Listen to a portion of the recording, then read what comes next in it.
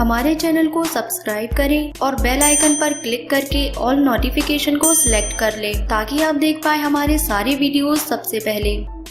सर्दियों के मौसम में ठंड बढ़ते ही सर्दी, खांसी, बुखार जैसी बीमारियों में बढ़ोतरी हो जाती है। इस मौसम में ठंड से बचने के लिए हम गर्म कपड़े तो पहन लेते हैं, मगर ठंड के असर से बचने के लिए शरीर का बाहर के साथ साथ अंदर से भी गर्म रहना जरूरी है। इन बीमारियों से बचने के लिए कई घरेलू नुस्खे भी अपनाए जा सकते हैं। ठंड में लौंग, तुलसी, काली मिर्च और अदरक से बनी चाय खांसी, सर्दी, जुकाम के लिए रामबाण का काम करती है। इन बीमारियों का मुख्य कारण वायरस का बढ़ता प्रसार होता है। जुकाम एक संक्रामक बीमारी है जो बहुत जल्दी बढ़ती है। कॉमन कोल्ड में बच्चों और बुजुर्गों को विशेष ध्यान और सावधानी बरतनी चाहिए। सर्दियों में शहद का सेवन करने से शरीर को कई तरह के रोगों से दूर रखा जा सकता है। आयुर्वेद में शहद को अमृत माना गया है। सर्दी जुकाम होने पर रात को सोने से पहले 1 गिलास गुनगुने दूध में 1 चम्मच शहद मिलाकर पीने से जय खत्म हो जाती है। शहद शरीर के इम्यून सिस्टम को दुरुस्त करता है। सर्दियों में मछली तथा सूप भी बेहद कारगर होता है। खाने में अदरक के प्रयोग से शरीर तो गर्म होता ही है, साथ में पाचन क्रिया भी